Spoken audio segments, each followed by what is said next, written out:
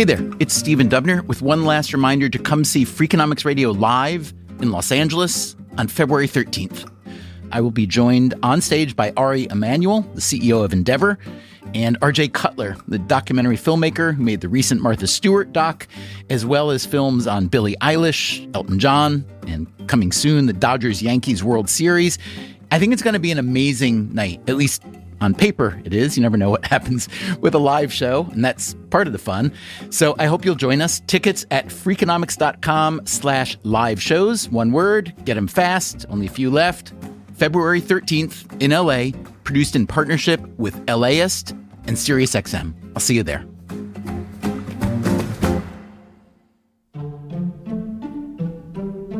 What does a hairdresser have in common with a lawyer? How about an interior designer and a doctor, an auctioneer and a funeral director? These are not jokes. I'm sorry, I wish they were. What these jobs all have in common is that they require a professional license, which is administered by a licensing board that is often made up of other doctors and funeral directors and hairdressers. This may not be something you've ever thought about, and I wouldn't blame you. It's one of those things a friend of mine calls a MIGO topic. MIGO standing for my eyes glaze over. But when you think about how our economy works, these labor licensing rules are pretty important. It is the most important regulatory institution we have in labor. Rebecca Allensworth is a law professor at Vanderbilt University, and she's written a book about professional licensing. We Americans like to think of our economy as open and dynamic. Allensworth shows that in many ways it's not, and that these licensing boards help too many bad actors stay in their professions and keep too many good ones out. And that's why she called her book The Licensing Racket.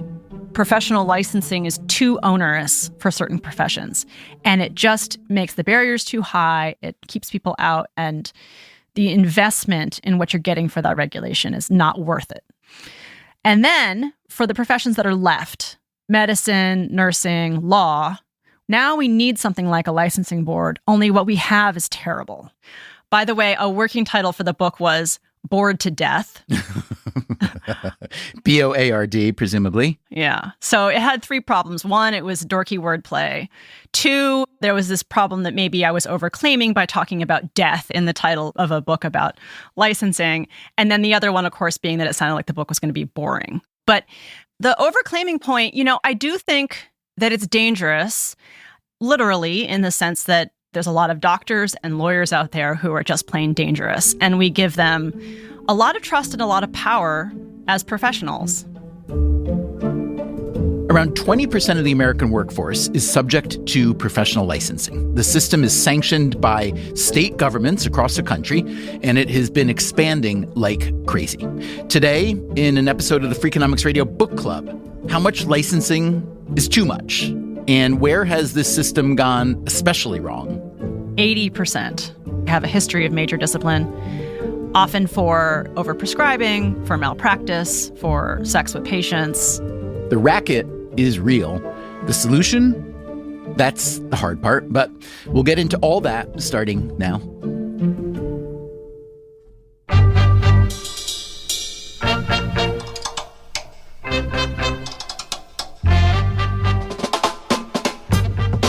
This is Freakonomics Radio, the podcast that explores the hidden side of everything, with your host, Stephen Dubner.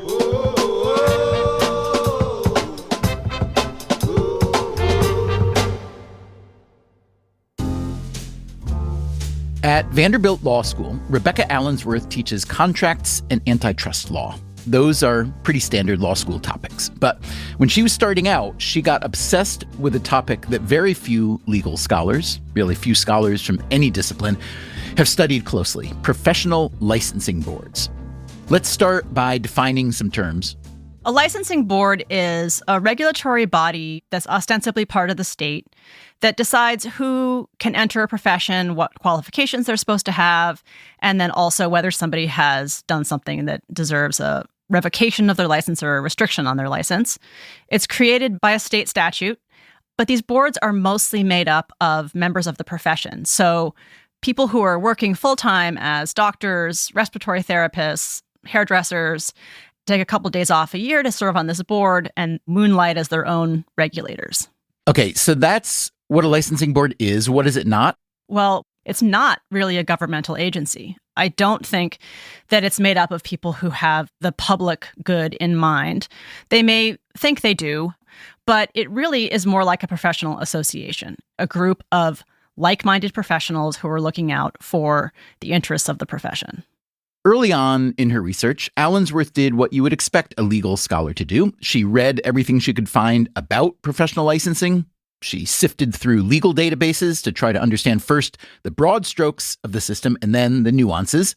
She checked out the economics literature on licensing, and she worked all of this into a critique that she was starting to build. Before long, her work was being cited by the Supreme Court. She was invited to speak in Congress and in the Obama White House. At this point, her critique was legalistic and theoretical. She'd never actually attended a meeting of a licensing board. But when she did that, the obsession deepened. I went to the first licensing board and I was so shocked. I have a friend who's a journalist, and I was like, someone should write an investigative journalism piece about this. I kind of meant her. And then as I was saying it out loud, I was like, yeah, someone, maybe like me. Allensworth wound up embedding herself for 4 years in the licensing system of Tennessee, where she lives. She attended many board meetings. She interviewed more than 180 people covering 28 professions. She started writing some journalism on the subject, and now she has published her book, The Licensing Racket: How We Decide Who is Allowed to Work and Why It Goes Wrong. The minute you start reading, you can see why she wanted to call the book Bored to Death. It's so time-consuming. Sitting there, you don't know what you're going to find. You have to sift through all of it. You have to make these relationships. You have to spend enough hours in that room that the people on the board know who you are. They know you're going to put in the time to understand what they do. And then you have to say yes to everything. You have to talk to everyone. And that's how Rebecca Allensworth came to understand how the licensing system works. As she describes it, the path to licensing usually starts small. Members of a profession, often backed by a professional association, will approach a state legislature with a proposal for licensure. These proposals, known as practice acts, set the scope and entry requirements and ethics rules for a given profession. Once a profession secures its initial licensing law, it gains control of the regulatory board that oversees it. Today, there are around 300 licensed professions in the U.S., regulated by around 2,000 licensing boards across the country. How did all this get started? Some of the first licensees were physicians. Licensing started out with medicine in the late 19th century, and it was limited to the learned professions, so-called, until about the 70s. Since then, it's just been a straight line up, the number of licensed professions and the people covered by professional licenses. This idea of belonging and meaning and prestige plays a big role because people started to look around and say, our work matters. Our work is just as important as this licensed profession. Therefore, we need to make sure that we get a licensing law for ourselves. I'll give you an example. Right about the time that people were starting to confront the idea of alcoholism in the 70s and 80s, there became a shortage of therapists that could help you overcome your addiction. And so AA became a big thing. Then these AA group leaders wanted to have a little bit more training and professionalism. They wanted to become therapists themselves. And so there was a new profession called alcohol and drug abuse counselors. The idea was that it was going to be a relatively easy license to get, and it was going to increase access to care. Over the years, this profession looks around and says, what we do is just as important as any other therapist. In some ways, it's even more important. Overdose risk is really high. This is life or death. We need the same level of licensure. And it just got ratcheted up to now to where it takes more hours of practice to be an alcohol and drug abuse counselor, like internship type hours, than it does to become a physician. Okay, and all the licensed professions you write about have boards. And earlier you said that the board situation is terrible. Why is it terrible? Because of self-regulation, because it's dominated by members of the profession that may want to look out for the public, but are much more seasoned in looking out for the profession. So the policing and disciplinary functions are just not performed well? Yes, but also the red tape. These boards are responsible not only for disciplining and policing their professions, but also deciding how high are those barriers to entry, who's going to get over it, whose criminal record is too bad, and they take it too far. And then in the disciplinary side, they abandon public protection. Here's a sentence from the book Jacket that I particularly love. When Rebecca Allensworth began attending board meetings, she discovered a thicket of self-dealing and ineptitude. The self-dealing we can get to later. Let me hear a favorite example of ineptitude. The failure of medical boards to be able to tell when somebody is lying to them may be one of the most inept things I had to watch. So it was really interesting reading about all the reasons for that and all the ways in which a licensing board, even if well-intentioned, is underpowered. That would seem to be most prominent in medical boards, right? It's also a problem in law. The argument is you have to know the profession, you have to know everything about it to regulate it, and that's the expertise they're looking for. But then they miss what I would say is even more important expertise, which is the regulatory expertise. You write that licensing boards, quote, combine the most dangerous features of a professional association, and I have to say I'd never really thought about professional associations as dangerous before, and the government agency. Boards have all the interests and incentives of a private club and the police power of the state to back them up. When I first read that, I was sure that you were overstating your case. By the time I finished your book, I was pretty certain that you weren't. But if I read that out of context, I might take you for some kind of deep state conspiracist. Maybe you are, but can you give me a sense of why you've got such a harsh indictment in that sentence? First of all, I actually love the deep state, and that's what I want to bring to licensing. I want the bureaucrats doing this. The problem with the way licensing is done is that full-time employees of the state are given no power. A lot of the forehead slapping that I saw when I watched these boards regulate was done by lawyers and staff of the board who knew better than the members of the board. And as far as it being dangerous, what I mean there is like nobody's watching. Nobody's sitting in on these board meetings. Nobody really knows what's going on. And everyone assumes, hey, my doctor has a license. My, real estate agent has a license. There must be something going on there. There's more than that. They may have a license, but there's a lot that can be buried within a valid license that is still not very good for consumers. Exactly. The very first board meeting I went to was about a doctor who had traded drugs for sex with 11 of his patients. And most of that hearing, which was the hearing in which he got his license back, was about how they could impose this chaperone requirement, but not alert the patients, not tip them off to the idea that there was anything wrong. So there's a lot of cover-up power that a license can give, which makes it really dangerous. And in that case, who were the members of the board? Did they have any relationship with the person whose license was being considered? Well, no, and that's part of why I resist the word corruption when I talk about this problem. None of the members of the board knew him personally, had any connection to him, had any stake really in him getting his license back. On the other hand, most of them were physicians, and most of them saw this person as having started out somewhat like them. Sure, he definitely made some very different choices. He lost his way. He had 3 different kinds of addiction, and that is something that especially physicians are likely to see as having a lot of explanatory power, as capable of being rehabilitated. And, it's all about second chances.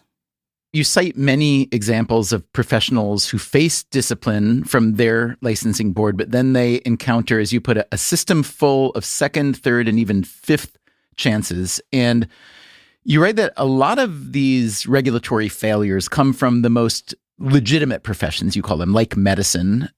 Talk about the Michael LaPaglia story. His was a story of many, many chances. LaPaglia was using his license to deal drugs and to make money. He got in the crosshairs of the licensing board over that first incident. They came to his house and they found a whole bunch of drugs that he wasn't supposed to have. Some for fun, some maybe he's selling. So they put him on probation.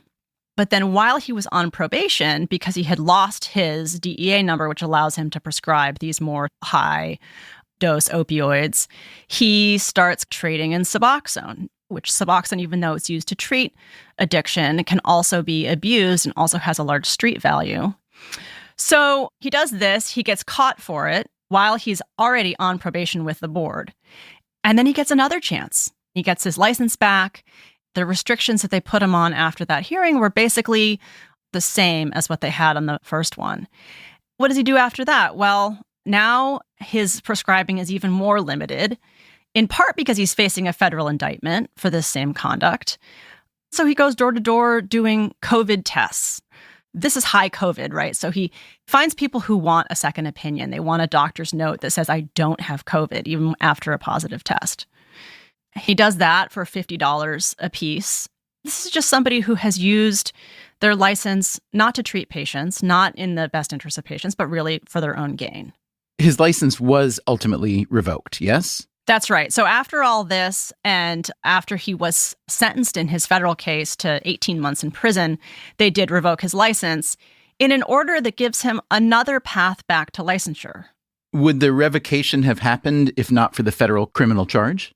I am sure that it would not have. And even with the federal criminal charge, it wouldn't have happened if his story hadn't become so public. And how did the story become so public?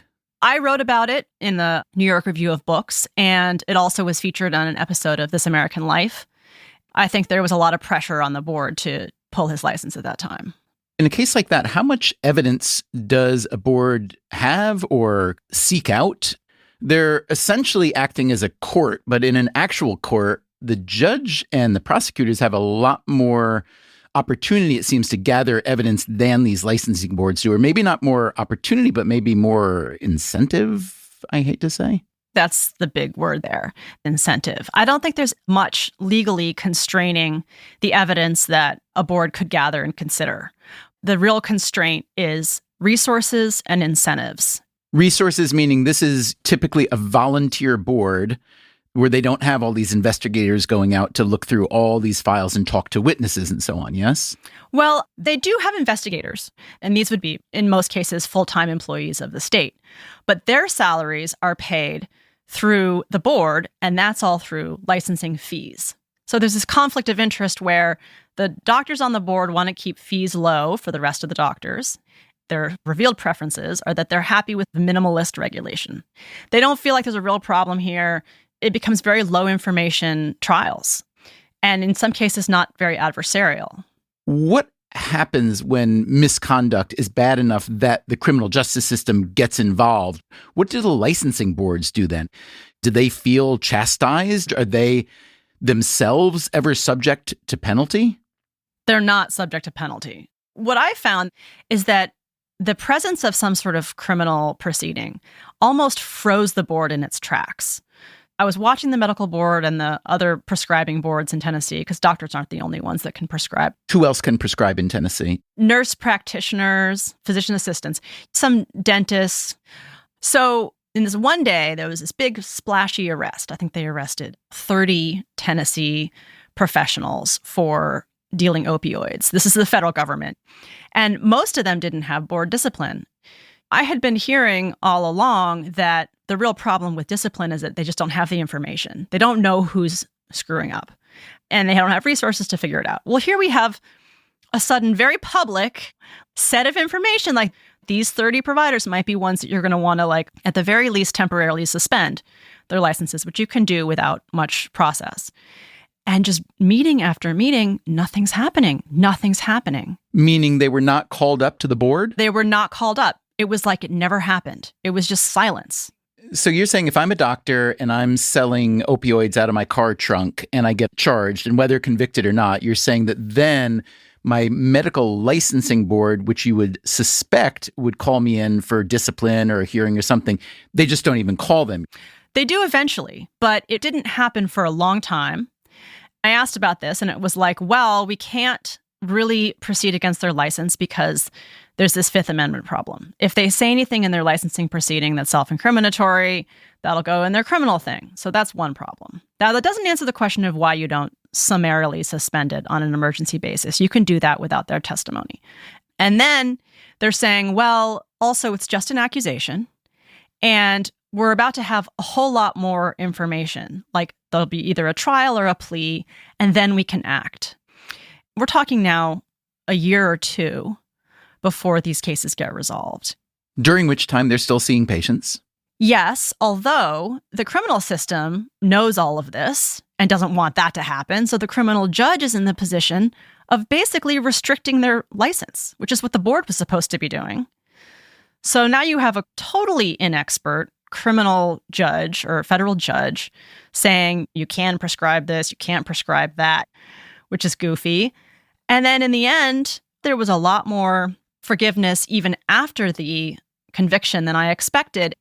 The idea there was, well, let's not pile on. Obviously, this doctor's been through a lot. They have a criminal conviction. It's a huge ding on their record. And they also see how devastating a federal criminal conviction can be on your career. They don't want that for themselves. They think this is punishment enough. And then there's this heartbreaking part of it that's like, and they'll never practice on you and me anyway. What does that mean? Spell that out. The board members, I'm giving them the most credit possible. Without fully realizing, they're saying they're not going to be able to take private insurance. They're not going to be able to work in the highest end hospitals. They're going to be doing things like working in prisons, working for the VA. And that's not really the set of patients that I'm super worried about protecting. Those patients are lucky to get care. You write about what you call these fallen professionals. Louisiana is one state you looked at to see what share of physicians working in prisons have a history of board discipline. What are the numbers there? 80%. 80% have a history of major discipline, often for overprescribing, for malpractice, for sex with patients. The lower down in the market you go, the rate of discipline goes up. In the legal profession, which is your profession, should I assume, as with medicine, that the lower you are on the income chain, the more likely you are to have a lawyer who has been disciplined and you may not even know about it? We really need more data here. I would love if my book could inspire more kind of empirical work here. But what I do know is that as you receive discipline from your bar association, your likelihood of working at a firm goes down, and your likelihood of working for yourself, and in particular in working in immigration, injury law, and indigent defense, goes up as you receive discipline from your bar. Those are 3 categories of clients that are particularly vulnerable. You explain in the book how complaints against professional licensees can come from a variety of sources. They might come from law enforcement. They might come from the licensing board's own investigators. But one thing that surprised me is that boards rarely hear complaints brought by consumers or customers. Why is that? Why do licensing boards rarely hear directly from the patients of doctors, the clients of lawyers? I don't know, maybe someone whose haircut went terribly wrong? The whole point of a license and a licensing board is the idea that consumers don't really know what they're getting. Let's take restaurant food. Maybe it's contaminated and not handled properly, and you might get sick. And so we have some regulation for that. But as far as like what's tasty, what's hot, what arrives on time, consumers know what they're getting. Licensing exists because we don't know what we're getting from our professionals. We don't know what the right legal advice is. We don't know if we have cancer. That's why we go to the doctor. But then when it comes to complaints, we rely on customers complaining about their professionals. And then there's this other problem, which is that sometimes the bad conduct is stuff that the customers want. Like selling opioids. Selling opioids or getting your lawyer to help you commit a crime. So it's a very bad way of figuring out where is the misconduct. And then the licensing boards figure, well, consumers don't know what's good practice, what's good medicine, what's good law. I think the place where you see this the most is in allegations about sex abuse. All professionals are very concerned somebody could make up a story, and the boards do act as kind of a gatekeeper for complaints like that. None of this should stop a regulator from actually investigating and seeing whether it's true, or if you get 2 or 3 very similar complaints, you might think that that's a little bit easier to believe. Can anyone look up licensing board disciplinary action or investigative action on their lawyer, doctor, et cetera, et cetera? In Tennessee, you can look them up and you can see if they've had discipline. You can't do it nationally. So somebody could have discipline in another state and you don't know it. There's something called the National Practitioner Data Bank that keeps information about board actions and malpractice. That can't be accessed by the public. So It's pretty opaque, and it's especially opaque for lawyers. Lawyers really don't want clients finding out about their business. And how do you feel about that as a lawyer yourself? As a non-practicing lawyer, I disapprove. Maybe if I asked my husband, he would say, no. Is he a practicing lawyer? He is. He has shared with me the professional perspective sometimes of like, well, a lot of people complain about a lot of BS. And, I don't know if I want people knowing about every complaint against me. That's an understandable perspective. I just don't know that we want to have that perspective have the final say in regulation. Remember, Rebecca Allensworth believes that the licensing racket, as she calls it, has two main flaws. It protects bad actors, which is what we've been hearing about so far, but also that it keeps too many good people out of the occupations they would like to join. So what does this do? It kind of gives a leg up to people who already have a leg up in life. That's coming up after the break. I'm Stephen Dubner. This is Freakonomics Radio. We'll be right back.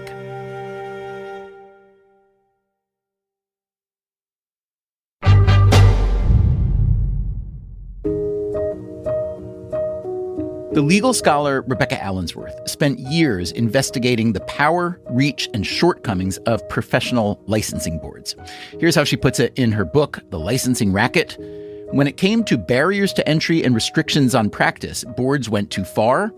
When it came to disciplining dangerous providers, they didn't go nearly far enough. Before the break, Allensworth told us about the disciplining problem, but she argues that the lockout effect of professional licensing is also damaging. We license way too many professions. So we need to just get rid of licensing for many professions. When you look across the labor force in the U.S., you say that roughly 1 in 5 workers in America do a job that requires a license. What do you think is the appropriate share of workers? Should it be a third of that? Should it be a tenth of that? I would say a third to a half. The beauty professions are quite big. A lot of the housing and trade ones, plumbing and electricians, I think are bigger. The medical and legal professions, how big are they as a part of the whole workforce? Really big. About 2/3 of the 20% are in the healthcare professions. Doctors are totally dwarfed by nurses. And I think that there's a significant number of professionals that have to have some sort of license as a nurse that maybe don't need to be licensed. So you've got RNs, I think they should be licensed. Nurse practitioners, they should be licensed. But licensed practical nurses, there's a lot of professions within professions that we lump in there. They'd have to change their name, though, wouldn't they? They really would, yeah. Unlicensed practical nurse. Everybody wants to see that nurse. My goal here is not to write a book that says, this is what should be licensed, this is what shouldn't be. But I did want to provide some guideposts for how you would make that determination. You write that professional licensing is, quote, an especially onerous form of regulation, erecting high financial and educational barriers, and that it therefore has a big effect on, quote, equality, public health, the economy, and the American dream. So that's a lot. Oh, I can defend it all. Let's start with the American dream. Home ownership used to be the American dream. That used to be the way that you knew you'd made it. I think there's a way in which a professional license has taken over that role. That's how you know you really are accepted in the society, if you have the state imprimatur on the work that you do. You see this a lot in the discourse of people who are trying to get new licenses. They say, our work is important, our work is dangerous, our work is valuable, and we don't have a license. We should have that kind of status. Okay, so that's how licensing hurts the American dream. How about the other categories? The economy, public health, equality?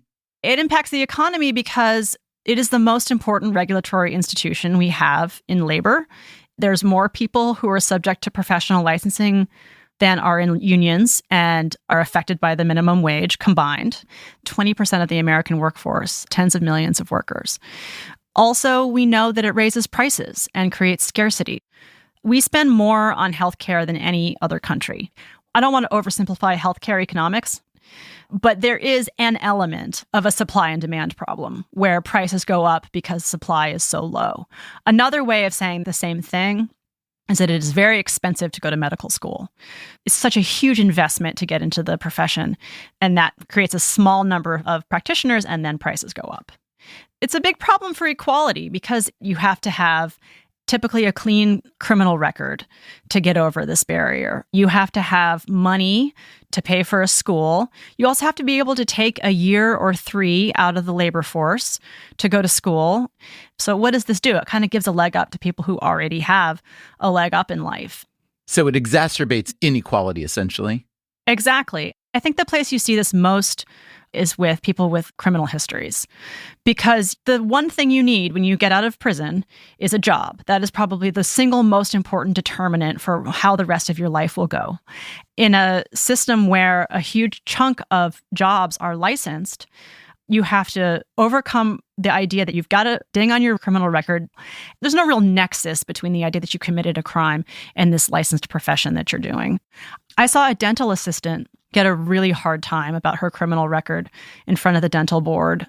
It's very unclear to me what her driver's license charges had to do with being a dental assistant. But advocates of licensing argue that licensing can help raise wages for lower education or low-income workers, especially minorities, by providing a better path to economic sustainability because they are in a licensed profession. How much sympathy do you have for that argument? Not a lot. The reason why those wages are higher and the reason why there's this path is because of the people who are left out of it. That's the source of the benefit. It's not enough to say that this particular minority group or this particular disadvantaged set of people get a particular benefit out of licensing if the way that they're getting that benefit is by excluding other members from that same group. Among all licensed professions in the U.S., which ones do you think clearly don't need licensing? Well, I think the hair professions are not ripe for professional licensing. I'm laughing only because there aren't that many people in the world making the arguments that you're making today about the licensing racket. But it seems that every person that does make the argument uses hair cutting and hairstyling as an example. Why is that? The reason why hair is such an attractive example is because it's just so extreme. It takes more classroom hours than to go to law school. No, come on. Yeah, 1,500 hours. I've done the math. My students, I teach at a law school. My students have to be in class for 1,200 hours. What happens during 1,500 hours of hairstyling training? What happens during that time? Is it just an apprenticeship, essentially? There's a fair amount of book studying, which is actually a big problem because a lot of people who want to cut hair aren't capable of or interested in the book-based exam studying that comes along with the professional system. A lot of people don't go to hair school because they think that they won't succeed, even though they could be perfectly capable hair cutters.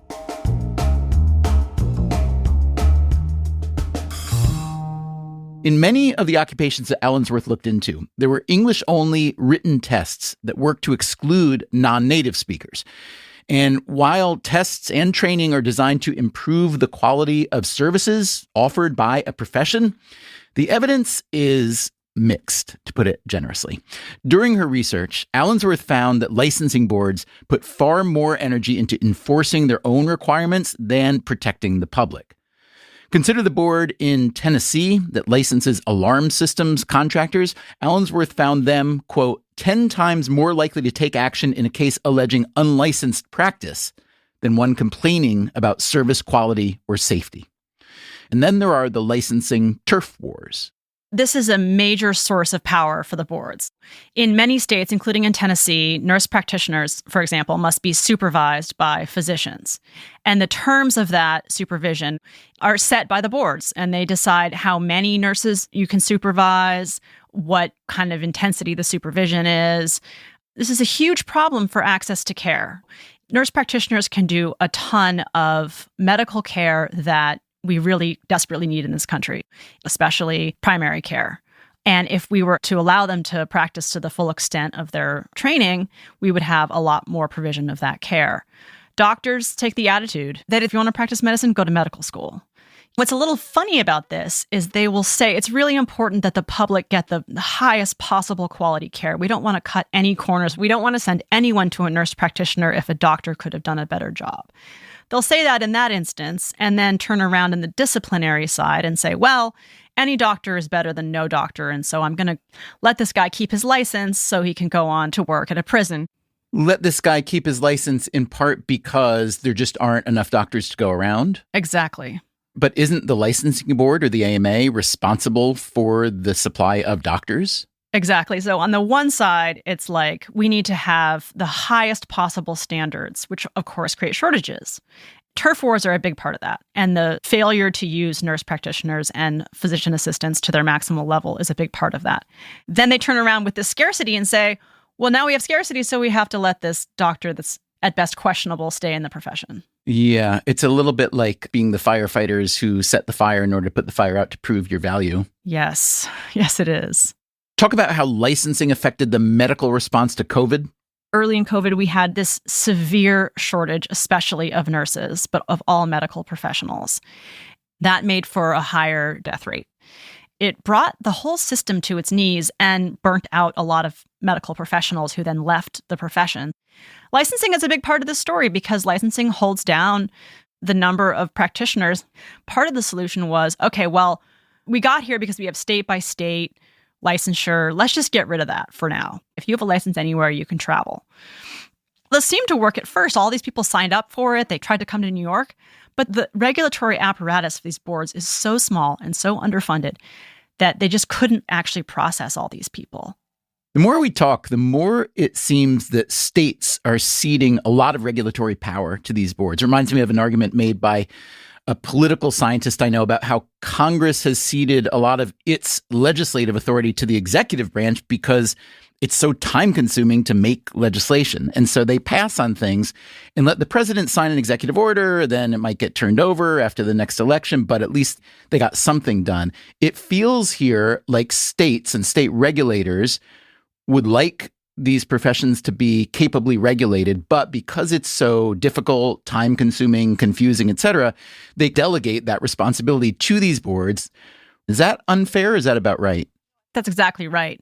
And it's even worse than the delegation between legislature and the executive because all the regulation by these boards is paid for by the licensing fee. So it's actually kind of free to the legislature. For example, art therapists are now licensed in Tennessee. The fiscal report on it is going to come back zero, which they love. My point is you kind of get what you pay for, but it is a huge capitulation to the profession. You might call it a dereliction of duty. As I said earlier, Allensworth is one of a relatively small number of academics who have looked into occupational and professional licensing. One of the most prominent is Morris Kleiner, an economist at the University of Minnesota, whose work has inspired and influenced Allensworth. Kleiner found that professional licensing adds a 10% premium to the price of these services, representing an estimated $250 billion in annual cost to consumers. The economists Peter Blair and Bobby Chung found that licensing reduces the number of providers in a given profession by 17 to 27%. And none of this is taking into account the immeasurable but massive costs of mishandled allegations of sexual abuse, improper prescribing, and so on. After the break, how about some solutions? I'm Stephen Dubner. This is Freakonomics Radio. We'll be right back.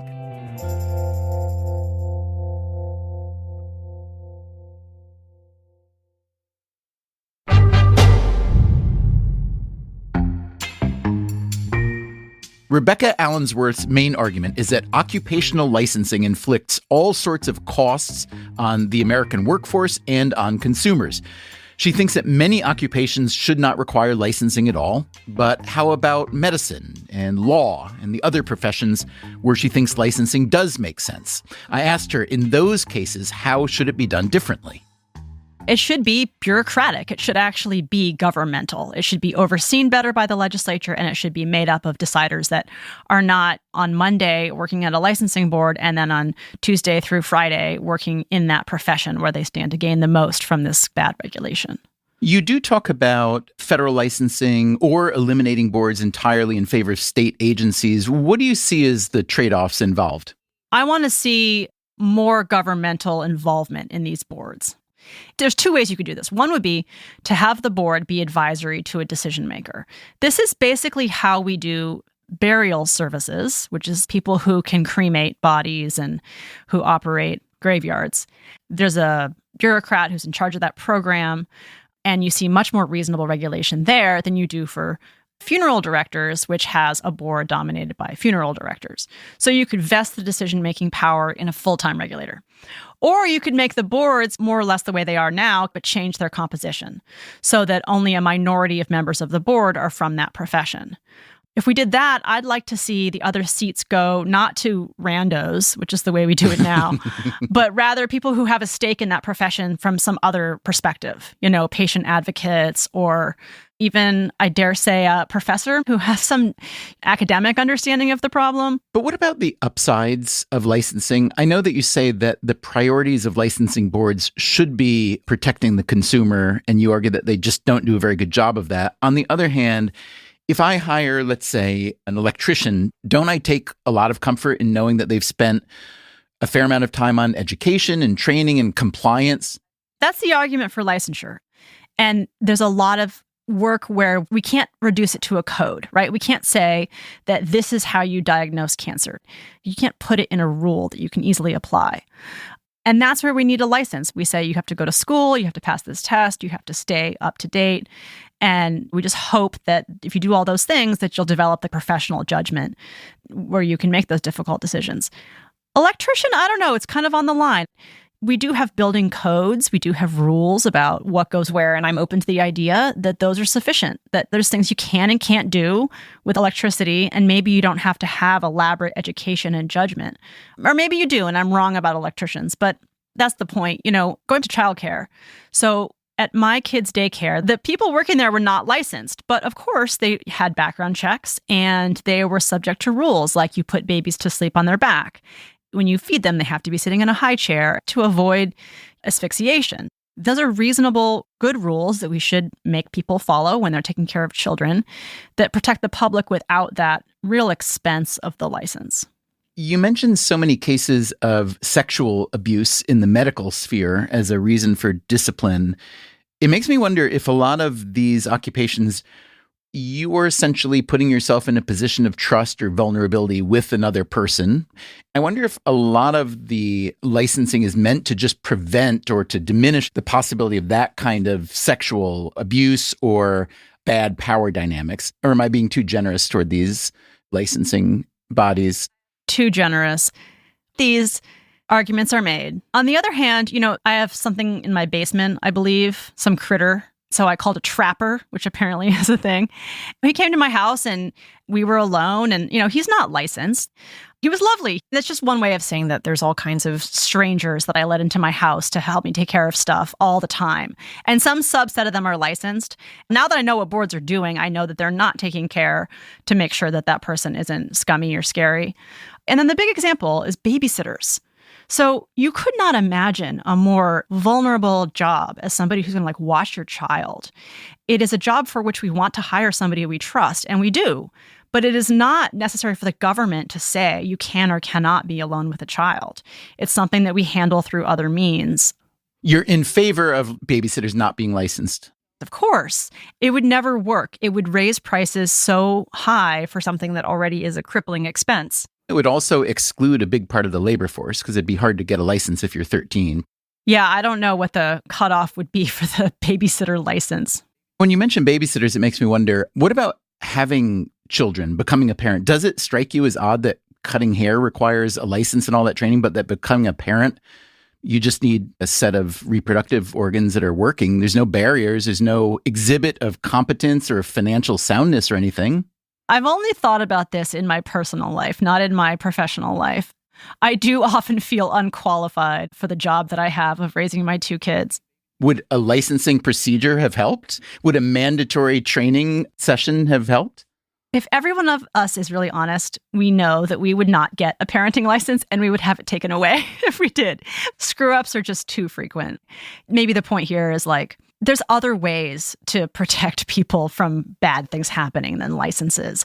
But you can always make some kind of theoretical argument that this license is going to help one patient, or this license is going to help prevent this one problem that happened once. And when there isn't a good organized argument on the other side, which often there isn't in these state debates, they just kind of figure it's a win-win, The public gets something, the profession gets something, and it costs the state nothing. Where do you see this kind of professional licensing and regulation done well? not in any single state. The most positive example is the way that medicine is regulated in the UK, where they have more of a separation between the regulatory side and the disciplinary side. Both bodies are not dominated by physicians. There's physician input, but it's not dominated. There's other voices at the table. They have something there called the Medical Professional Tribunal Service. How does that work? Typically, when you get a panel to hear your case, you have 3 people. Usually one of them is a physician. One's a lawyer, and then the third, the statute doesn't say what they have to be doing. But all of them are paid a salary to actually do this regulating work and have training, guidelines, and expertise that American boards don't have. There's no plea bargaining, so everything is all out in the open, and there's more oversight within the legislative body. That sounds promising. It also sounds like it could take forever. I did, with a colleague, look at about 5 years worth of cases from the UK and Tennessee. And I don't remember thinking that the UK ones go any slower. The American system is quite slow. And what about outcomes? Is that system more likely to produce effective monitoring of professionals, including discipline? Yeah. So we did a head-to-head comparison between doctors in America and in the UK engaged in inappropriate sex with patients and overprescribing. And we found a really big difference in how many were struck from the registry, which is the term in the UK for losing your license, than in Tennessee. So it would seem that, yes, the outcomes are different. However, remember, they have socialized medicine, they have the NHS. It's really apples and oranges. So we can't say confidently the process is what leads to this different outcome, but we see a better process and we see more reasonable outcomes. You can sort of connect those dots. Telemedicine spiked during COVID, but there was also a state-based medical licensing issue there, which is you could only treat a patient, even electronically, in your own state. And this is something we talked about recently on the show with Zeke Emanuel. He said we just need to get to the next level, to national licensure, but states are jealous of their turf. Do you see that as a viable solution in a case like that, national licensure? So in theory, yes, of course. There's not materially different needs of a patient in one state versus another state. It would make moving between states, and not just electronically, but physically, much easier. It would also create a single thing for us to study so that we could understand how this system works rather than doing it state by state. But in practice, there's 2 problems with it. One, if we did that, it would be a race to the bottom. We would get the requirements of the most onerous state. Because as you said, no state is going to give up what they've got. There's a physicians' compact, which is like a agreement among states to recognize each other's licenses. But the terms of that compact are essentially the most onerous state. So I worry if we did a national license that it would be particularly onerous. The other reason why it won't happen is because of the AMA or the ABA or whatever profession we're talking about is going to fight tooth and nail to maintain the state-by-state system. Because why? What's in it for them? It's easier for them to capture these smaller boards. And I think also the full ability to practice between states increases competition.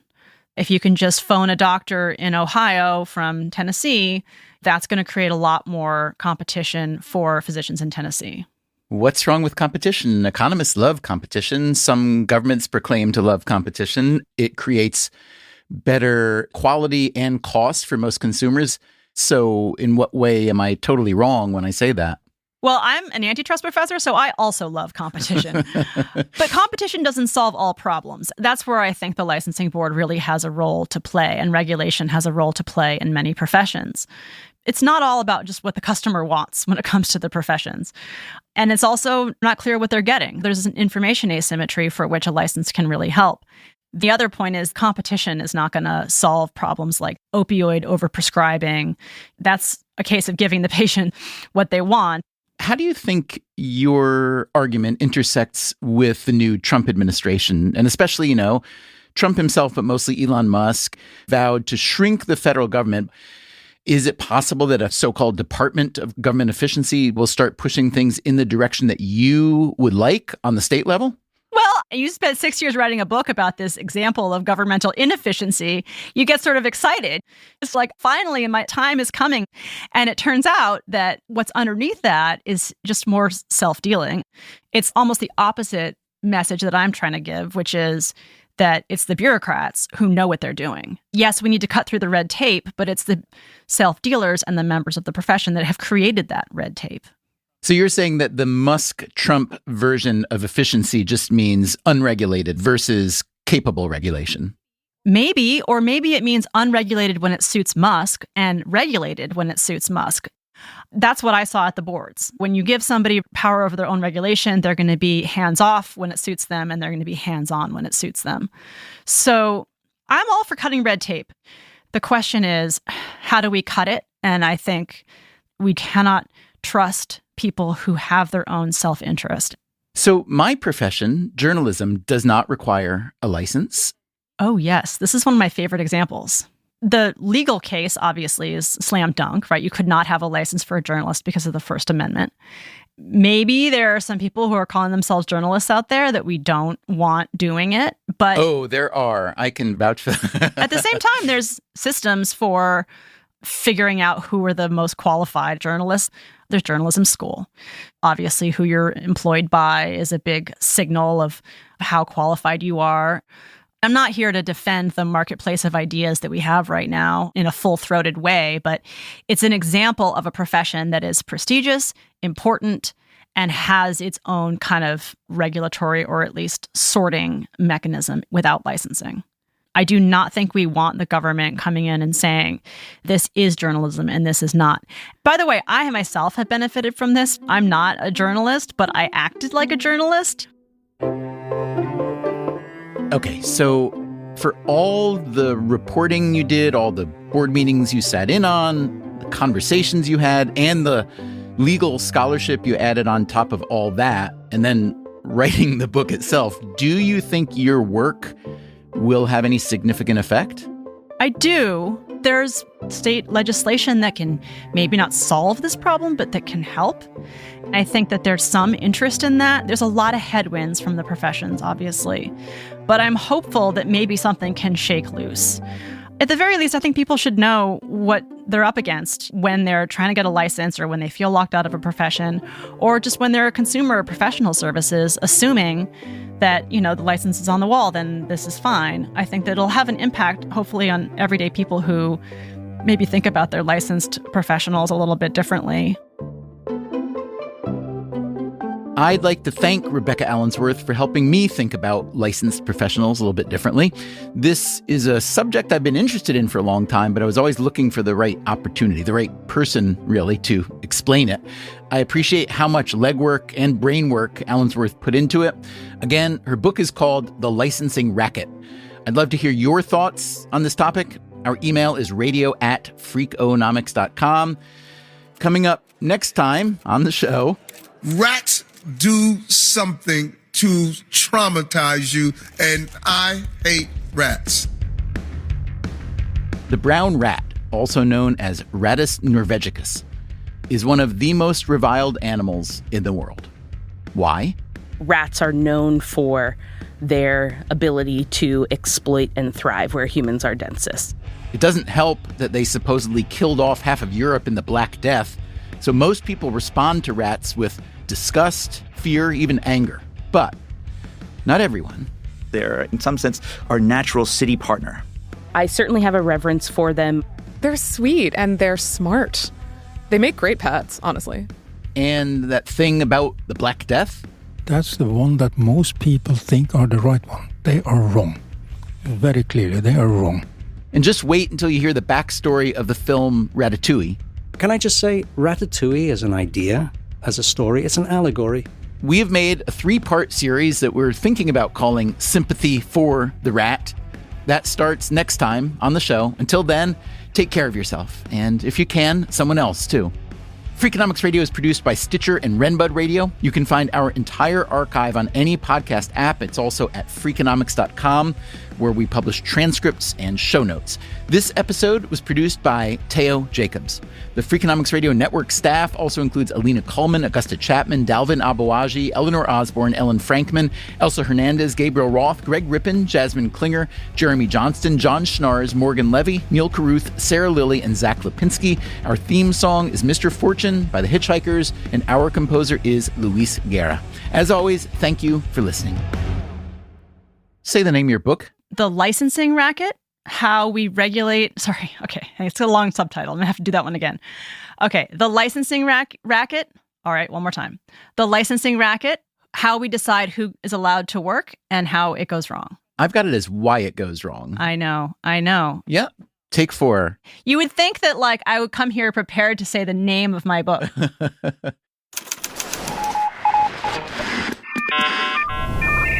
The Freakonomics Radio Network, the hidden side of everything. Stitcher.